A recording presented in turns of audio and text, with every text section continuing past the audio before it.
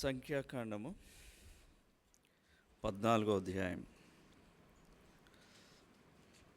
సంఖ్యాకాండము 14వ అధ్యాయము 11వ వచనము అందరం కలిసి చదువుకుందాం.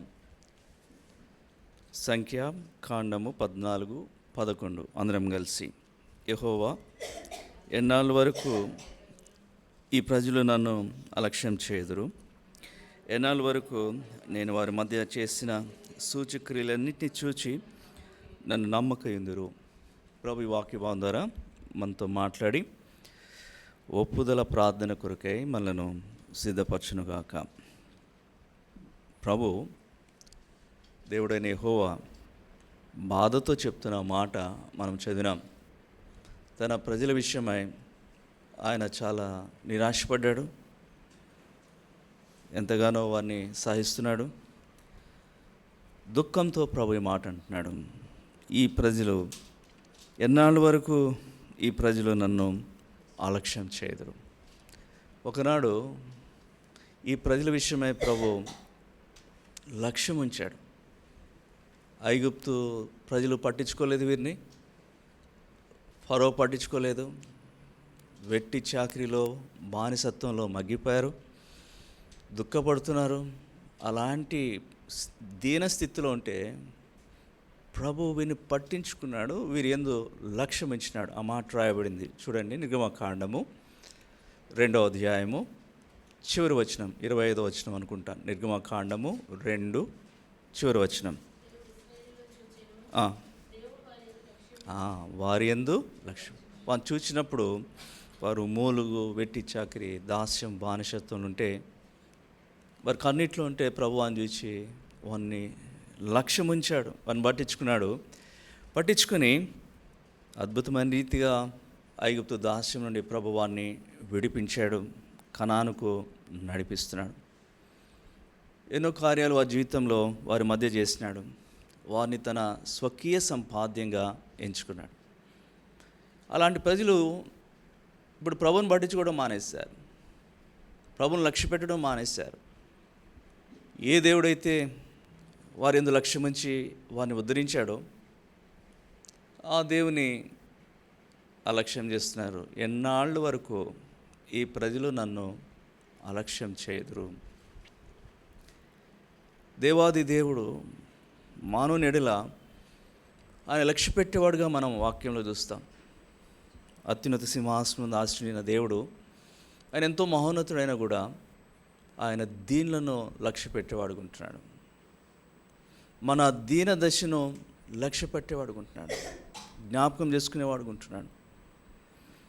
ఆయన పరలోకమును మనం చూసినప్పుడు, పాపం చేత అపరాధం చేత చచ్చినప్పుడు రక్షకుని అవసరత ఉందని ఎరిగినవాడే లక్ష్యముంచి తన జనితైక కుమారుని 2020 సంవత్సరాల క్రితం ఈ లోకానికి రక్షకుడిగా పంపించాడు.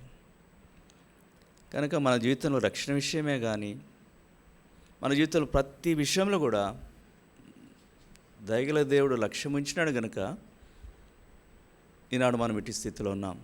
శ్రమల గుండా వెళ్తున్నప్పుడు ఆయన చూసి చూడనట్లుగా ఉండలేదు. ఏం చేస్తున్నాడంట చదవండి. కీర్తనలు 17వ వచనం, 40వ కీర్తన 17వ వచనం.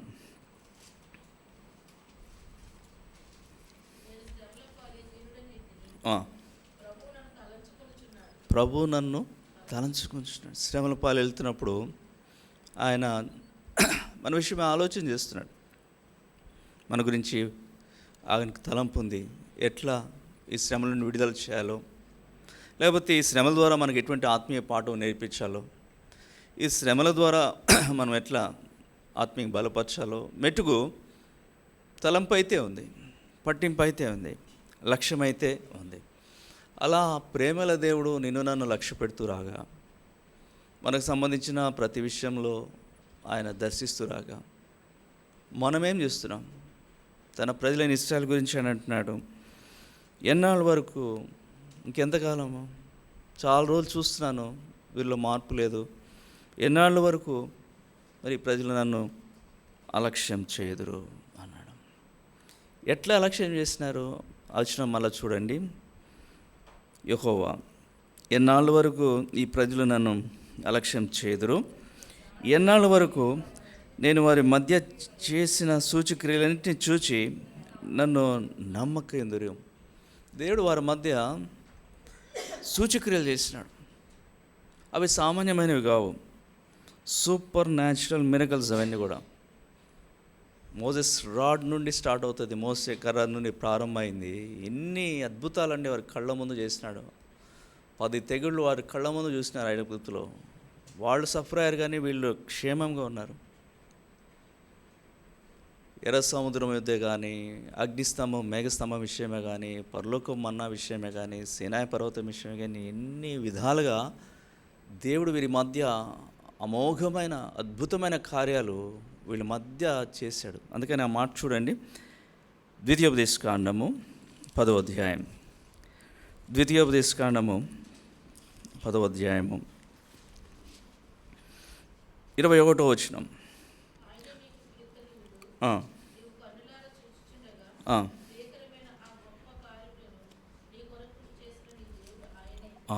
భీకరమైన గొప్ప కార్యం నువ్వు కళ్ళారు చూస్తున్నావు, నీ కళ్ళ ముందే చూపించాడు ఆయన. అందుకనే 11వ వచనంలో కూడా 3వ వచనం నుండి చదివితే 7వ వచనం వరకు 6వ వచనం వరకు అసలు ఏమేం చేశాడో దాన్ని క్లియర్గా రాయబడింది. చివరికి 7వ వచనంలో అంటాడు, యెహోవా చేసిన ఆ గొప్ప కార్యమంతయు మీ కన్నులే చూచినవి కదా. కన్నులు ఎదుట ఎన్ని గొప్ప కార్యాలు ప్రభు జరిగిస్తే వారు దానికి విలువ ఇవ్వలేదండి, అస్సలు పట్టించుకోలేదు, ఏమాత్రం కూడా గౌరవించలేదు. అందుకనే ప్రభు వీరి మీద చెప్పే మాట ఏమంటే, యెషయా గ్రంథము క్షమించండి, కీర్తనలు 78వ కీర్తన 42వ వచనం. ఆయన బాహుబలమునైనను విరోధుల చేతిలో నుండి ఆయన తమ్మును విమోచించిన దినమునైనను వారు స్మరణకు తెచ్చుకొనలేదు. ఐగుప్తులో తన సూచక క్రియలను, సోయను క్షేత్రమందు తన అద్భుతంలో ఆయన చూపిన దినమును వారు జ్ఞప్తికి తెచ్చుకొనలేదు. అంటే మర్చిపోయారు, వారి జ్ఞాపకం లేదు, పూర్తిగా మర్చిపోయారు. అద్భుతం కదండి, అసలు ఎట్లా మర్చిపోగలిగారండి? ఎర్ర సముద్రం పాలు చేసి అంత గొప్ప కార్యం ప్రభు చేస్తే, ఆకాశం విమానాన్ని కురిపిస్తే, అద్భుతమైన రీతిగా 10 తెగుళ్ళు వారి మధ్య జరిగించి ఇశ్రాయేలును ఐగుప్తు దాసిని విడిపిస్తే వారు అసలు పూర్తిగా మర్చిపోయారు. అలక్ష్యం, నిర్లక్ష్యం, పట్టింపు లేదు, విలువ లేదు. దేవుని ప్రజలు అలా మర్చిపోతారా? అలా జ్ఞాపకంలో ఉంచకుండా ఉంటారా? లాస్ట్ నైట్ హెబ్రోన్లో ఒక మీటింగ్ జరిగింది. బ్రదర్ బీదా దేవదాస్ గారు సాక్ష్యం ఇచ్చినారు, అద్భుతమైన సాక్ష్యం, వీలైతే మీరు వినండి. ఆయన పెళ్ళప్పుడు ఎట్లా ప్రభు దేవుడు నడిపించినాడో, భక్సింగ్ గారు ఏం చేసినాడు, కొన్ని విషయాలు బ్రదర్ పంచుకున్నాడు. పెళ్ళికి గురించి 3 మాటలు చెప్పినాడు భక్సింగ్ గారు. 4-5 సార్లు తిరిగిన తర్వాత కూర్చోబెట్టి డేట్ ఇచ్చాడు, December 12th. ఇంకెందరు 3 weeks కూడా లేదు, get ready for that, time తక్కువ ఉంది కదా అంటే సరే అయిపోయింది. రెండోది చెప్పాడంట, డోంట్ బారో, పెళ్ళి కోసము అప్పు చేయొద్దని చెప్పాడంట. మూడోది, డే టైం పెట్టుకో, ఈవినింగ్ పెట్టుకున్నావు అంటే అన్ఇన్వైటెడ్ గెస్ట్స్ వస్తారు, మీ ఖర్చు ఎక్కువైపోద్ది, మధ్యాహ్నం పెట్టుకో అన్నాడు. మొదటిది బాగుంది, మూడోది బాగుంది, రెండోది ఎట్లా? అప్పు చేయకుండా పెళ్ళి ఎట్లా, లోన్ చేయకుండా? ఆయన దగ్గర 1800 ఉందంట. దైవజనుడు చెప్పాడు, ఉన్నదాంతోనే పరిమితంగానే మన స్థాయికి తగినట్టుగా చేద్దామని చెప్పి దాంతోనే ఆయన చేసినాడంట. ఆయన వేసుకున్న డ్రెస్ కూడా చూపించినారు. పెళ్ళికి ఆయన ఒక లాల్చి, ఒక పైజామా వేసుకొని వచ్చినాడు. భక్సింగ్ చూడగానే గుడ్ డ్రెస్, నైస్ అన్నాడండి. మ్యారేజ్ అయిపోయిన తర్వాత ప్రారంభ దినాల్లో చాలా కష్టపడ్డారు, పేదరికంలో అనుభవించారు, కానీ ప్రభు కొరకు నమ్మకంగా జీవించారు. కొన్నిసార్లు భోజనం ఉండేది కాదు, రాత్రి భోజనం ఉండకపోతే ప్రార్థన చేసుకునేవారు, కుటుంబం ప్రార్థన చేసుకునేవారు, నీళ్లు తాగేవారు, పడుకునేవారు. పస్తుతోనే పడుకునేవారు. అట్లా చాలా దినాలు. ఒకరోజు అట్లా జరిగిందంట. ఒక నైటు భోజనం లేదు, ప్రార్థన చేసుకొని మంచినీళ్ళు తాగి పడుకున్నారు. పొద్దున కూడా ఫుడ్ లేదు, బ్రేక్ఫాస్ట్ లేదు. మరి బ్రదర్ ఆఫీస్కి వెళ్ళాల్సి వస్తుంది. అట్లనే పస్తుతోనే వెళ్ళబోతున్నాడంట. ఆయన ఒక పైన వచ్చిన రూమ్లో ఉండేవారంట, హెబ్రోన్ దగ్గరలో. ఆ రూమ్లో సరే ఆఫీస్కి వెళ్ళబోతుంటే ఆయన మిస్సెస్ సిస్టర్ ఆడు ఆ రూమ్ ఊడుస్తున్నారంట. రూమ్ ఊడుస్తుంటే మంచం కింద మంచం కింద చీపురు పోగానే అక్కడ గట్టిగా తగులుతుందంట. ఆగండి, నేను చీపురు ఎక్కడో అక్కడ కింద మంచం కింద గట్టిగా తగులుతుంది, ఏందో ఒకసారి చూడండి, తీయండి బయటికి అన్నాను. ఆయన మంచం కిందకి వెళ్ళి మంచం కింద ఉంటే ఒక పెద్ద బాక్స్ ఉందంట, పెట్టుందంట. ఏంటి పెట్టేది ఏంటి అని చెప్పి పెట్టి బయటికి తీసాడు. బాక్స్ బయటికి తీసి ఓపెన్ చేస్తే అందులో మంచి భోజనం ఉందంట. వండి సిద్ధపరచబడిన మంచి భోజనం ఉంది. ఎవరు పెట్టారు ఇది? ఇప్పటికీ మిస్టరీ అదే, ఎవరికి తెలియదు. 50 సంవత్సరాలు అయిపోతుంది. ఆయన ఏం చేస్తున్నాడు? వీళ్ళు ఏం చేశారు? ఇక్కడ మన దినం జ్ఞాపకం తెచ్చుకోలేదు, వారు స్మరణకు తెచ్చుకోలేదు. ఏ దేవదూతలు పెట్టారు? వీరికి తెలియకుండా ఎట్లా జరిగింది? ఒకే రూము. వీళ్ళు జ్ఞాపకం చేసుకుంటున్నారు. ఇన్ని సంవత్సరాలు అయినా మర్చిపోరు. ఒక అద్భుతమైన ప్రభా ఇది. అనేక ప్రాంతాల్లో ప్రకటిస్తున్నారు, ప్రభు మహిమార్థమై సాక్ష్యం ఇస్తున్నారు. దేవుని ప్రజలు లక్ష్య పెడతారు దేవుని కార్యాలు. ఇక్కడ లక్ష్య పెట్టలేదు. ప్రభుకు కోపం వస్తుంది. ఇంత గంభీరమైన కార్యాలు చేస్తుంటే, మహా అద్భుతాలు చేస్తుంటే పట్టింపు లేదేంటి? వీళ్ళకి విలువ ఎవరేంటి? ఎన్నాళ్ళ వరకు అండి వీళ్ళను అలక్ష్యం చేస్తారు అంటున్నాడు. కనుక ఈ విధంగా అలక్ష్యం చేస్తున్నారు. ప్రభు చేసిన కార్యాలు విలువ ఇవ్వకుండా. తర్వాత ఎన్నాళ్ళ వరకు, అదే వచ్చడం, ఎన్నాళ్ళ వరకు నన్ను నమ్మకం ఎందురు? ప్రభు నమ్మట్లేదు. అందరు నమ్ముతారు, వీళ్ళు లోకాన్ని నమ్ముతారు, వీళ్ళను బాధించే శత్రులు నమ్ముతారు. కానీ వీరి జీవితంలో లక్ష్యం ఉంచి వీరికి మేలు చేసి వీరిని ఉద్ధరించే దేవుని మాత్రము నమ్మరు. అందుకని ఆ మాట రాయబడింది చూడండి, 78వ కీర్తనలోనే, కీర్తనలు 78, 22వ వచనం. వారు దేవుని యందు విశ్వాసం ఉంచకపోయి ఆయన దయచేసిన రక్షణ యందు నమ్మకం ఉంచలేదు. దేవుని యందు విశ్వాసం ఉంచలేదు. ఎంత దౌర్భాగ్యమైన పరిస్థితి. ఇంత ప్రేమ, దయ, జాలి ఇవన్నీ పట్టించుకొని వారి జీవితం లక్ష్యం ఉంచి ఆడు ప్రభును విశ్వాసం లేదు. విశ్వాసం లేకపోతే ప్రభుకి సంతోషం లేదు, విశ్వాసం ఉంచలేదు. తర్వాత ఇంకో మాట చూడండి, సంఖ్యాకాండము 14వ అధ్యాయంలోనే, సంఖ్యాకాండం 14వ అధ్యాయము 22వ వచనం.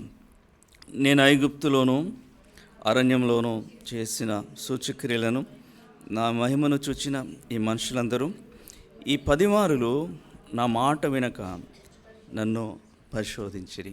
ప్రభు మాట వినక ప్రభునే పరిశోధించారు. ప్రభుకు లోబడలేదు, అవిధేయులుగా ఉన్నారు. ఇది లెక్క పెట్టాడు ప్రభు ఎన్ని మార్లు కూడా చెప్పినాడు ఆయన. 10 మార్లు.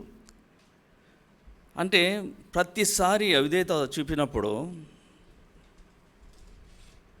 ప్రభు జ్ఞాపకం చేసుకుంటున్నాడు,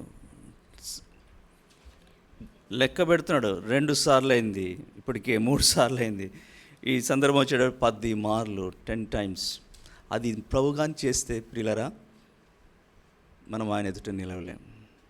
వారైతే 10 మార్లు, నేను నా గురించి నీ గురించి ప్రభు ఎన్ని మార్లు అని చెప్పగలడు. ఎన్ని మార్లు ఆయన మాట వినక ఆయన పరిశోధిస్తూ వచ్చాం. ఒక్కసారి ప్రభు దాన్ని లెక్కిస్తే ఏమవుతుందట? కీర్తనలు 130వ కీర్తన 3వ వచనం.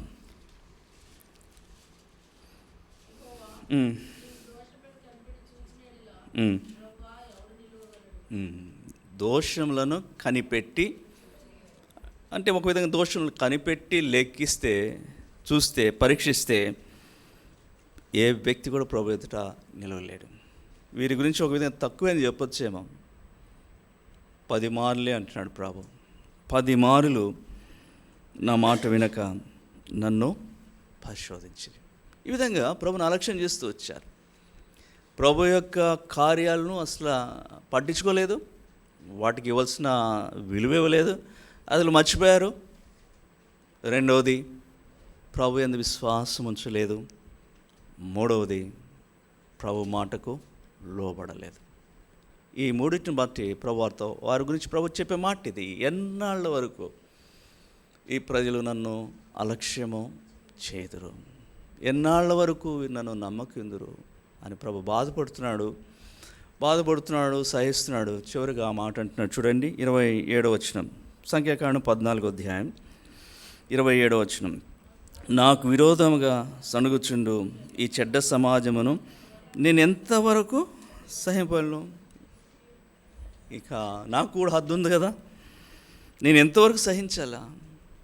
వీళ్ళకి మారరాక ఇక అంతేనా? ఎంతవరకు అని సహించాలి? ప్రశ్న వేస్తున్నాడు ఆయన. వీళ్ళు మారరు, వీళ్ళు నేర్చుకోరు, వీరు లోబడరు, వీరు విశ్వసించరు. కాబట్టి తద్వారా నష్టం ఎవరికి? ఈ ప్రజలకే. కాబట్టి ప్రభు యొక్క తీర్మానం ఎలా ఉందో చూడండి, 23వ వచనం. కాగా వారి పితరులకు ప్రమాణపూర్వకంగా నేను ఇచ్చిన దేశమును వారు చూడరు, నన్ను అలక్ష్యం చేసిన వారిలో ఎవరునూ దానిని చూడరు. ఎంత నష్టమో వీరు ఎదుర్కోబోతున్నారు గమనించండి. ప్రభును లక్ష్య పెట్టినట్లయితే, ప్రభునందు విశ్వాసం ఉంచిన వారైతే, ప్రభు మాట వినిన వారు వింటే, ప్రభు వారి కొరకే సిద్ధపరిచిన దేశంలో ప్రవేశించే అనుభవాన్ని, ఆ భాగ్యాన్ని పొందేవారు అలక్ష్యం చేశారు.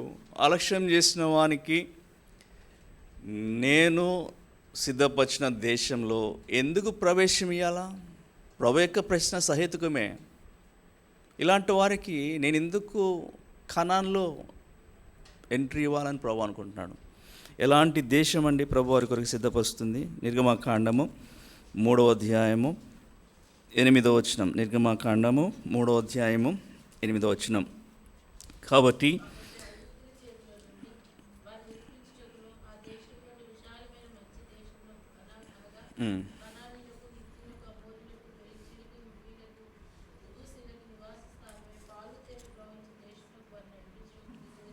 అది ఇంత మంచి దేశము కనుక, విశాలమైన మంచి దేశము, పాలు తేనెలు ప్రవహించు దేశము, ఇలాంటి శ్రేష్టమైన దేశము ప్రభు వీరి కొరకే ఏర్పరిస్తే వీరు అలక్ష్యం చేస్తున్నారు. అలక్ష్యం చేస్తుంటే ప్రభు అనుకున్నాడు, నన్ను అలక్ష్యం చేసిన వారిలో ఎవరునో దానిని చూడరు. అంతే. ప్రభు నిర్ణయం చేసుకుంటే ఎవరు ప్రవేశించగలరు? సోదరు ఆత్మీయ జీవితంలో ఇలాంటి పరిస్థితి మన జీవితంలో ఉంటుందా? లక్ష్య పెడుతున్నామా, అలక్ష్య పెడుతున్నామా ప్రభుని? మన గురించి ప్రభు ఏ మాట అంటాడా? వారి గురించి 10 మార్లు అని చెప్తూ వచ్చాడు. మరి నా విషయమై, నీ విషయమై ఎన్ని మార్లు అని చెప్పగలడు ప్రభు? నిన్ను బట్టి, నన్ను బట్టి ప్రభు సంతోషించగలుగుతున్నాడా? నిరాశపడుతున్నాడు. ఇక్కడ నిరాశలో, పూర్తి నిరాశపడుతున్న వాళ్ళు. వీళ్ళు ఇంత బాగు చేస్తే, ఇన్ని కార్యాలు చేస్తే, నేను చేసిన కార్యాలు ఒక్కటి గుర్తులేదు. గుర్తుంచుకోవాల్సిన దేవుని కార్యాలు మర్చిపోయారు. పైగా ఇన్ని తవకలతో వారు ఉంటున్నారు. తర్వాత అనుకున్నాడు ప్రభు, ఆ దేశంలోనే కాదు వారిని ప్రవేశింపజే, అసలు వీళ్ళు ఎందుకు భూమి మీద ఉండాలా? చూసారా, దేవుని యొక్క కోపము వస్తే ఎవడు తట్టుకోగలడండి? రెండిటి కొరకే దేవుడు మనం సృజించాడు. యెషయా గ్రంథము 43వ అధ్యాయము 7వ వచనం ప్రకారము, నా మహిమ నిమిత్తము నేను సృజించిన వారిని ప్రభు తన మహిమ నిమిత్తము సృజించాడు. తర్వాత యెషయా గ్రంథం 43వ అధ్యాయం 21వ వచనంలో ఆయన స్తుతి కొరకై, ఆయన ఆరాధన కొరకై ప్రభు నా నిమిత్తము నేను నిర్మించిన జనులు నా స్తోత్రమును. కాబట్టి మన నుండి ప్రభుకు మహిమ కావాలి, ప్రభుకు స్తుతి కావాలి. ఈ రెండు లేకపోతే భూమి మీద ఉండటం కూడా ప్రభుకి ఇష్టం లేదు, ఉండి కూడా ప్రభుకి ప్రయోజనం లేదు. అందుకనే ఇక్కడ 4 సార్లు అంటాడండి ఆ మాట. అసలు ఎందుకు ఉండాలా చూడండి ఎంత కఠినంగా చెప్తున్నాడు ప్రభు. 29వ వచనం, సంఖ్యాకాండం 14వ అధ్యాయం 29. మీ శవములు ఈ అరణ్యంలోనే రాలును, మీ లెక్క మొత్తము చొప్పున మీలో లెక్కింపబడిన వారందరూ అనగా 20 ఏండ్లు మొదలుకొని పై ప్రాయం కలిగిన నాకు ఏమంటున్నాడు ప్రభు అని, మీ శవాలు మారిపోతున్నారు, మీ శవాలు రాలిపోతాయి. ఎందుకు? మీరు బ్రతికుండి నాకు భయం లేదు, మీరు బ్రతికుండి నాకు స్తుతి ఆరాధన లేదు, నా కార్యాలు పట్టించుకోరు, నన్ను నమ్మరు, నా మాట వినరు, రాలిపోవటమే మీకు మేలు. ప్రభువే నిర్ణయిస్తుంది, శవములు అరణ్యంలో రాలును. అట్లనే చూడండి 32వ వచనం కూడా, మీ శవములు అరణ్యంలో క్షయమగు వరకు, మీ పిల్లలు అరణ్యంలో 40 ఏండ్లు తిరుగులాడచ్చు వ్యభిచార శిక్షను అనుభవించును. అట్లనే 34వ వచనం, లేకపోతే 35వ వచనం,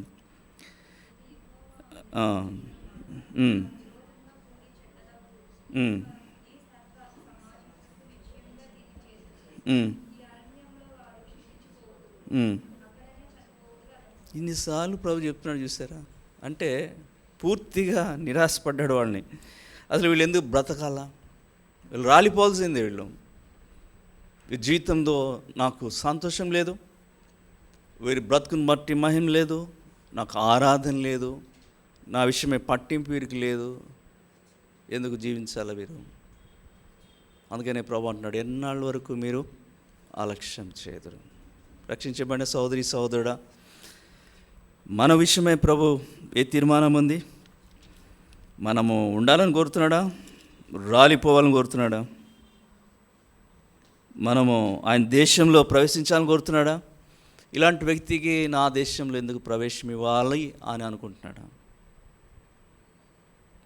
జీవితాన్ని పరీక్షించుకునే సమయం ఇది, ఒప్పుదల సమయం ఇది. రక్షించబడ్డాం, వీరు విడుదల పొందినవారే, స్వకీయ సంపాద్యమే, నిబంధన ప్రజలే జీవితాల్లో ప్రభుకు మహిమ తేలేకపోతున్నారు, ప్రభుని గణపరచలేకపోతున్నారు. నామకార్థమైన భక్తి, పేరుకు భక్తి, వేషధారణ, బ్రతుకులో ప్రభుకు విధేయత లేదు, నమ్మవలసిన రీతిగా ప్రభు నమ్మట్లేదు, లోబడవలసిన రీతిగా ప్రభుకు లోబట్టలేదు. కాబట్టి ప్రభు తీర్మానం చేస్తుంది, వీళ్ళు రాలిపోవాలా, వీరి శవములు అరణ్యంలో రాలును. ఇన్నిసార్లు చెప్తున్నాడు ఆ ప్రభు. అంటే అంత కోపం ఆయనకి, ఉగ్రత వస్తుంది. దేని బిడ్డలారా, ఆత్మీయ జీవితంలో ఎట్లా ఉన్నాం? నీ గురించి నా గురించి ప్రభు ఇచ్చే సాక్ష్యం ఏంటి? మన విషయం ఆయన నిర్ణయం ఏమిటి? ఈ సమాజంలో ఒక వ్యక్తి ఉన్నాడు, ఆ వ్యక్తి విషయమే ప్రభు ఎంత మంచి సాక్ష్యం ఇస్తున్నాడు. ఆయన గురించి ప్రభు చూడండి ఎంత ఆనందంతో మాట చెప్తున్నాడు. అందరం కలిసి చదువుకుందాం. 24వ వచనం, సంఖ్యాకాండం 14:24 అందరం కలిసి. నా సేవకుడైన కాలేబు మంచి మనసు కలిగి పూర్ణ మనసుతో నన్ను అనుసరించిన హేతు చేత అతడు పోయిన దేశంలో అతని ప్రవేశపెట్టెదను. కాబట్టి అందులో లేడు ఈయన. కాలేబు ప్రభువును లక్ష్య పెట్టినవాడు.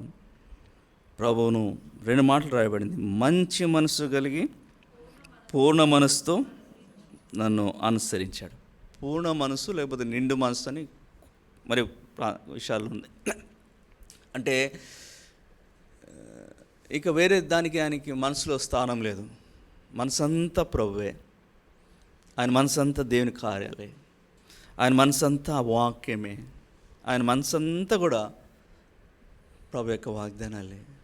తన మనసంతా ప్రభుతో, ప్రభు సంబంధించిన నింపుకున్నాడు పూర్ణ మనసుతో. అది మంచి మనసుతో ప్రభుని లక్ష్య పెట్టాడు, ప్రభుని అనుసరించాడు. ప్రభు ఇచ్చే దేశం కూడా ఆయన ఎంత హై రిగార్డ్ చూపించాడు చూడండి, ఎంత చక్కగా ఆ దేశం గురించి మాట్లాడుతాడు. 14వ అధ్యాయం 6-7 వచనాలు.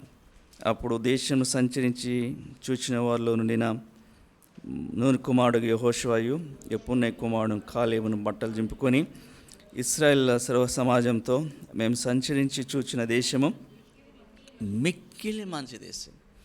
మా దేవుడు మా కొరకు సిద్ధపరిచిన దేశము, అది మిక్కిలి మంచి దేశము. కాబట్టి ప్రభు ఏదైతే సిద్ధపరిచాడో దాన్ని ఘనంగా ఎంచాడు, ఘనంగా చెప్పుకున్నాడు. అట్లనే మరి ప్రభుని సంపూర్ణంగా లక్ష్యపెట్టి లోబడి విశ్వసించి అనుసరించిన కారణం ఈ వ్యక్తి ఇట్లున్నాడు. మిగిలిన వారంతా అట్లున్నారు. వారి విషయం ఈ వ్యక్తి విషయమై ఎంత గొప్ప వాగ్దానం ప్రభునికి ఇచ్చాడంటే, ఈయనకే కాదు, కింద వచనం చూస్తే ఈ సంతతిని కూడా ప్రభు జ్ఞాపకం చేసుకుంటా అంటాడు. సంఖ్యాకాండం 14:25 అతని సంతతి దాని స్వాధీన పరచుకుని సంతతికి కూడా ప్రభు తెలుస్తాడు నిండు మనసుతో. కనుక ఎంత మంచి సాక్ష్యమో కాలేబు కలిగిన వాడుకుంటున్నాడో మనం గమనిస్తాం. చూడండి, 3 అంతల సాక్ష్యము. ఆయన తన విషయమే తను చెప్పుకోగలిగినాడు. ఆయన గురించి ఎవరెవరు చెప్తున్నారో చూడండి. యెహోషువ గ్రంథం 14వ అధ్యాయం. యెహోషువ గ్రంథము 14వ అధ్యాయము 8వ వచనం.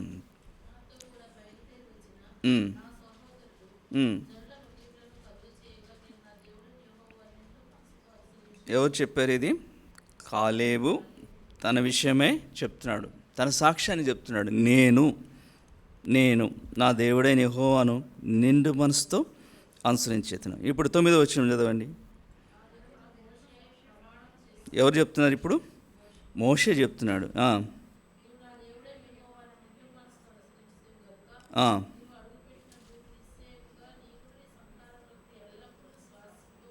ఇక్కడ ఈ సాక్ష్యం ఎవరు చెప్తున్నాడు? దైవజనుడైన మోషే. నిండు మనసుతో ఆయన ఏదైతే చెప్పినాడు కాదంటలేదు, నిండు మనసుతో నువ్వు అనుసరించాడు. ఇప్పుడు చూడండి, ప్రభు చెప్తున్నాడు 13వ వచనం.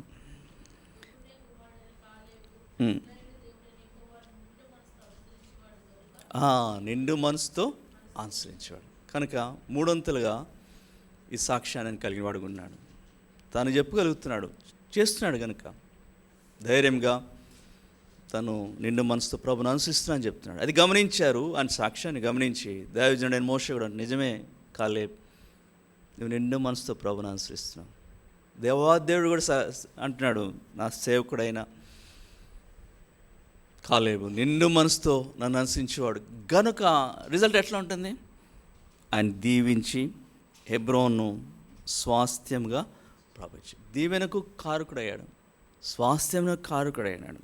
హెబ్రోన్ పొందేదానికి సిద్ధపరచబడ్డాడు. కాబట్టి ఎదురున్నారు, 2 గుంపులు ఉన్నాయి. ఒక వ్యక్తి ప్రభుని లక్ష్య పెట్టాడు, ప్రభుని ప్రేమించాడు, సంపూర్ణ మనసుతో ప్రభుని అనుసరించాడు. అలాంటి వారికి హెబ్రోన్ ఉంది, అలాంటి వారికి స్వాస్థ్యం ఉంది, అలాంటి వారి సంతానాన్ని కూడా దేవుని యొక్క దీవెనలు ఉన్నాయి. ప్రభును సంతోషపెచ్చిన ఈ దైవజనుడు. మరొకవైపు ఇశ్రాయేల్ సమాజము ప్రభును అలక్ష్య పెట్టిన వారు ఉంటున్నారు. తద్వారా ప్రభు అనుకున్నాడు, వారు నా దేశంలో ప్రవేశించడానికి వీల్లేదు, వారు జీవించడానికి కూడా వీల్లేదు, వారు రాలిపోవాల్సిందే, శవాలు కనబడాలి అరణ్యంలో, సమాజం చేసేదానికి కూడా లేదు. ఎంత తీవ్రమైన నిర్ణయం ప్రభు చేస్తున్నాడు. సోదరి సోదరుడా, సంవత్సరానికి చివరి దినాల్లో వచ్చినాం. వ్యక్తిగతంగా నా గురించి నీ గురించి ఏం సాక్ష్యం చెప్పగలడు? కాలేబు వలె ఆనందిస్తున్నాడా మన విషయమే? లేకపోతే అలక్ష్యం చేసిన ఇశ్రాయేలు ప్రజల వలె ప్రభు మన విషయమే నిరాశపడుతున్నాడా? ఇదంతా మన ఆత్మీయ జీవితం మీద ఆధారపడింది. దేవుని వాక్యాన్ని ప్రేమించేవారు అనుకుంటున్నామా? దేవుని వాక్యాన్ని లక్ష్య పెట్టేవారు అనుకుంటున్నామా? పట్టించుకోవట్లేదా? ప్రార్థన కోరికై ప్రార్థన జీవితం ఎట్లా ఉంది? అలక్ష్యం కలిగిన వారు అనుకుంటున్నామా? లేకపోతే సాక్ష్య జీవితం ఎలా ఉంటుంది? పేరుకైనా విశ్వాసులు చెప్పుకోవటం, పేరు మాత్రమే ఉంది కానీ క్రియలు డిఫరెంట్గా కనబడుతున్నాయా? అందుకనే చదవండి, తీతుకు రాసిన పత్రిక 1వ అధ్యాయం చివరి వచనంలో ఆ మాట ఉంటుంది. తీతుకు రాసిన పత్రిక 1వ అధ్యాయము 16వ వచనం. దేవుని ఎరుగుదమని వారు చెప్పుకుందరు, కానీ అసహ్యులను అవిధేయులను ప్రతి సత్కార్య విషయము భ్రష్టులయండి తమ క్రియల వలన ఆయన్ను ఎరగమన్నట్టున్నారు. చెప్పుకుంటున్నారు కానీ వారి క్రియలు డిఫరెంట్గా ఉన్నాయి. క్రియలు ఏమో డిఫరెంట్ పిక్చర్ చూపిస్తున్నాయి. అసహ్యులుగా, అవిధేయులుగా, దేవుని ఎరగమన్నట్టుగానే కనబడుతున్నాయి. వారు చెప్పిన దానికి వారి క్రియా జీవితానికి పోలికే లేదు. ఇలాంటి వారు ప్రభువును అలక్ష్యం చేసేవారు. కనుక దేవుని బిడ్డలారా, ఎలా ఉంది మన ఆత్మీయ జీవితం? నీ గురించి నా గురించి ప్రభు ఏమని ఎన్ని మార్లని చెప్పగలడు? అసలు ఒక్కసారి కూడా నా మాట వినని పరిస్థితి లేదని చెప్పగలడా? వాళ్ళ గురించి 10 మార్లు చెప్పినాడు, మన గురించి ఎన్ని మార్లని చెప్తాడు? దానికి ప్రభు ఎదుట ఎలా నిలబడగలం? నిలబడే పరిస్థితి మనకి లేదు. కానీ జ్ఞాపకం చేసుకుందాం, ప్రభు ఎదుట మన ప్రవృత్తి ఎలా ఉంది? లక్ష్య పెడుతున్నామా? దేవుని ఇంట్లో లక్ష్యం పెడుతున్నామా? మనం ఒకరోజు నేను ఆశ్చర్యపోయాను. మార్నింగ్ వాకింగ్ చూస్తున్నాను. అదే మా కారిడార్లో వేరే ఫ్లాట్లు ఉంటారు, ఒక హెచ్ఎం అనుకుంటాను. ఆవిడ స్కూల్ టైం అయిందండి. ఆవిడ లిఫ్ట్ దగ్గరికి వస్తుంది. ఎలా వస్తుందంటే షీ వాజ్ రన్నింగ్, పరిగెత్తుకుంటూ వస్తుంది. షూ వేసుకోవట్లేదు, 2 షూ చేతిలో పట్టుకొని పరిగెత్తుకుంటూ లిఫ్ట్ దగ్గర వస్తుంది. ఎందుకంటే టైం అయిపోతుంది, స్కూల్ టైం అయిపోతుంది. అంటే లిఫ్ట్లు వేసుకుంటానంటుంది. వాళ్ళ ఆయన ఎవరు అడుగుతున్నారు, చెప్పులు లిఫ్ట్లు వేసుకుంటానులేండి అంటే పరిగెత్తుకుంటూ వస్తుంది. అప్పుడు నేను ఫీబీ మాట్లాడుకున్నాం, స్కూల్కి చెప్పులు కూడా అంత పరిగెత్తుకుంటూ వస్తున్నారు. దేవుని మందిరానికి అట్లా పరిగెత్తే వాళ్ళు ఉన్నారా? సమయానికి రావాలని అట్లా పరిగెత్తి రాగలుగుతున్నారా? అంటే ఆ మెలకు ఉందా? ఆ జాగ్రత్త ఉందా? అలాంటి వారు ప్రభుకి ఎంత ప్రియులండి. దేవుని మందిరానికి సమయం అయిపోయింది, ఆలస్యం అయిపోతుంది. ఒక సెక్యులర్ జాబ్ కొరకే పరుగులెడుతున్నారు. జీవం గల దేవుని ఇంటికి రావడానికి ఇష్టం వచ్చినప్పుడు, సమయం కుదిరినప్పుడు, తోచినప్పుడు వస్తున్నారు. అప్పుడు ప్రభు ఏమంటాడు, మీరెందుకు నా దేశంలో ప్రవేశించాలా? లక్ష్యం లేదు, అలక్ష్య పెట్టే మీకు నా దేశంలో ప్రవేశం ఎందుకు? మీరు ఉండి ప్రయోజనం ఏమిటి? మీ నుండి నాకు మహిమ లేదు, నేను నుండి నాకు స్తుతి లేదు. అందుకే 4 సార్లు చెప్తున్నాడు, వారి శవములు అరణ్యంలో రాలిపోను. అలాంటి నిర్ణయం మన విషయమే ప్రభు తీసుకోకూడదు. అందుకని ఒప్పుదల సమయం మన జీవితంలో మన ఈ దిగజారిన పరిస్థితిని బట్టి ప్రభు దగ్గర క్షమాపణ అడిగితే, ప్రభువా మీరు ఎంత గంభీరుడైన దేవుడు, ప్రభువా నా జీవితంలో ఎన్ని గొప్ప కార్యాలు చేసావు, ప్రభువా నన్ను తలుచుకుంటున్నావు, ప్రభువా నేను శ్రమలో ఉన్నప్పుడు, పాపముల చేత చచ్చిన స్థితిలో ఉన్నప్పుడు నన్ను తలుచుకున్నావు, నన్ను లక్ష్యం ఇచ్చావు, ఈ ప్రియ కుమారుని నా కొరకే భూమి మీద పంపించినావు. నేను ఎదుగు రాలేని నా కొరకే నీ కుమారుని శిలువలో బలియాగ పశువుగా వధించినావు. ప్రభువా నా కొరకు ఎన్ని కార్యాలు చేస్తూ వచ్చినావు. నా జీవితంలో నా తల్లిదండ్రులు కూడా పట్టించుకోలేదు, కనుపాప వల్లే నన్ను కాపాడుతున్నావు. ప్రభువా ఇంతగా నన్ను పట్టించుకుంటున్నారు, నా జీవితంలో ఇంత లక్ష్య పెడుతున్నారు, కానీ అసలు మీ విషయమే నాకు ఆ పట్టింపు లేదు, ఆ ఘనత లేదు, విలువ లేదు, ఆ విశ్వాసం లేదు, విధేయత లేదు. సోదరి సోదరుడా, దయచేసి మన ఆత్మ జీవితం సరి చేసుకుందాం, ప్రభు ఎదుట ఒప్పుకుందాం. ఎందుకంటే ఒప్పుకుంటాను ఆయన ఇంత చేసినా కూడా పశ్చాత్తాపంతో ఆయన దగ్గరికి వస్తే ఆయన క్షమించేస్తాడు. అందుకని ఇక్కడ ఈ అధ్యాయంలో మోషే ప్రార్థన చేస్తున్నాడు. చూడండి, సంఖ్యాకాండము దీన్ని బేస్ చేసుకొని ప్రభు దగ్గరికి వస్తున్నాడు. సంఖ్యాకాండం 14వ అధ్యాయము 17వ వచనం, యెహోవా దీర్ఘశాంతుడును కృపాతిశయుడును దోషమును అతిక్రమమును పరిహరించేవాడును, అపరాధిని నిరపరాధిగా ఎంచక 3-4 తరముల వరకు తండ్రుల దోషమును కుమారుల మీదకి తెచ్చేవాడిని నాడు నీవు చెప్పిన మాట చొప్పున ఆ ప్రభు యొక్క బలము ఘనపరచబడునుగాక. ఐగుప్తులో నుండి వచ్చింది మొదలుకొని ఇది వరకు నీవు ఈ ప్రజల దోషమును పరిహరించినట్లు నీ కృపాస్యమును బట్టి ఈ ప్రజల దోషమును దయచేసి క్షమించుమని యెహోవాతో చెప్పాడు. కాబట్టి ఇక్కడ పశ్చాత్తాపడుతున్నాడు. నిజమే, తన జీవితంలో మంచి లేదు, తన సత్క్రియల ఆధారంగా వెళ్తలేదు, కానీ ప్రభు యొక్క సుగుణాలను ఆధారం చేసుకొని వెళ్తున్నాడు. ఎందుకంటే ఒకనాడు ఇదే మాటలు యెహోవా మోషేకు తెలియజేశాడు, తన నామాన్ని ప్రకటించాడు. అదే ఇక్కడ తెలియజేస్తున్నాడు. నిర్గమకాండము 34వ అధ్యాయం, నిర్గమకాండం 34వ అధ్యాయం 5-6 వచనాలు. మేఘంలో యెహోవా దిగి అక్కడ అతనితో నిలిచి యెహోవాను నామమును ప్రకటించెను. అతని ఎదుట యెహోవా అతని దాటి వెళ్ళుచు, యెహోవా కనికరము, దయ, దీర్ఘశాంతము, విస్తారమైన కృపాసత్యములు గల దేవుడైన యెహోవా. కనుక ఒకనాడు ఈయనకి ప్రభు తన నామాన్ని ప్రకటించాడు. ఆ నామాన్ని ఆధారం చేసుకొని అదే మాటలు ఇక్కడ అంటున్నాడు, ప్రభు నీ కృపాస్యం బట్టి ఈ ప్రజలను క్షమించమని. కనుక ఈరోజు కూడా ప్రభు యొక్క కృపాస్యం మనకు అందుబాటులో ఉంది. మన జీవితాన్ని పరీక్షించుకుందాం. నిజంగా ప్రభు నేను ఘనపరుస్తున్నానా? ఒకవేళ నా విషయం కూడా ప్రభు డిసప్పాయింట్ అయినాడా? ఎన్నాళ్ళ వరకు ఈ విశ్వాసి నన్ను అలక్ష్యం చేస్తాను? మారదా? ఎన్ని మార్లు నేను సహించాలా? ఎంతకాలం అని సహించాలా? ఇలాంటి వ్యక్తికి అవసరమా నా దేశంలో ప్రవేశమా? ఇలాంటి వ్యక్తి ఇంకా జీవించాలా? రాలిపోతే బెటర్ కదా అనుకుంటున్నాడా?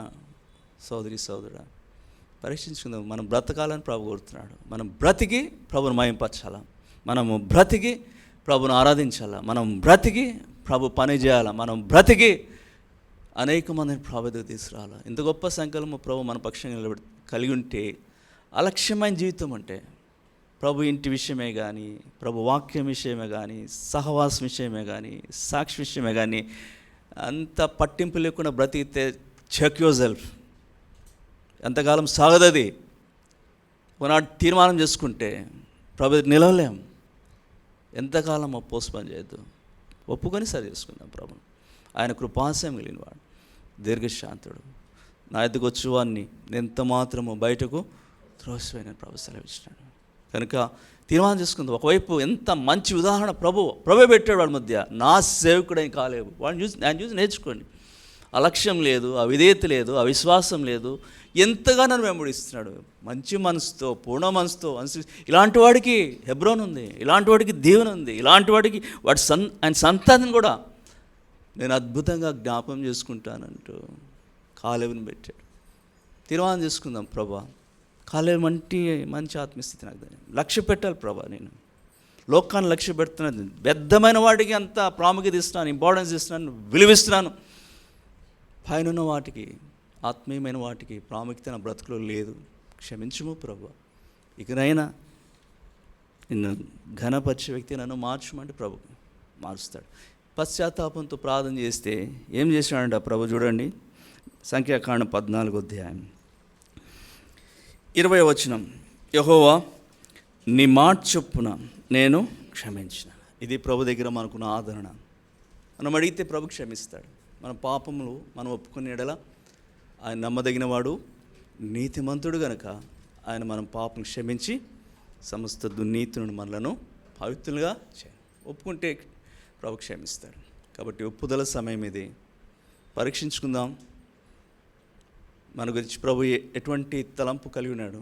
ఒకవేళ ఈరోజు నీ గురించి నా గురించి చెప్పాలంటే అలక్ష్యం చేస్తున్నామని చెప్తాడా, లేకపోతే నిండు మనసుతో ఆయన అనుసరిస్తున్నామని చెప్తాడా? అది ప్రభుకు వ్యక్తిగతంగా నీకు నాకు మాత్రమే తెలుసు. కనుక సరి చేసుకుందాం, జీవిద్దాం ప్రభు కొరకే. ఎందుకు రాలిపోవాలా? మనం బ్రతుకుదాం ప్రభు కొరకే. ప్రభుని సేవిద్దాం, ప్రభుని ఘనపరుద్దాం, ప్రభు మహిమ తీసుకొస్తాం. ప్రభు రాజ్యంలో మరి సమృద్ధి అని ప్రవేశం కొరకు సిద్ధపడదాం. అందుకే కృపాస్యం గల దేవుడు, దీర్ఘశాంతుడైన దేవుడు ఈ సందర్భాన్ని మనకిచ్చాడు. వాక్య వెలుగులో మన జీవితం పరీక్షించుకొని మరి ఒప్పుదల ప్రార్థన కొరకే సిద్ధపడదాం.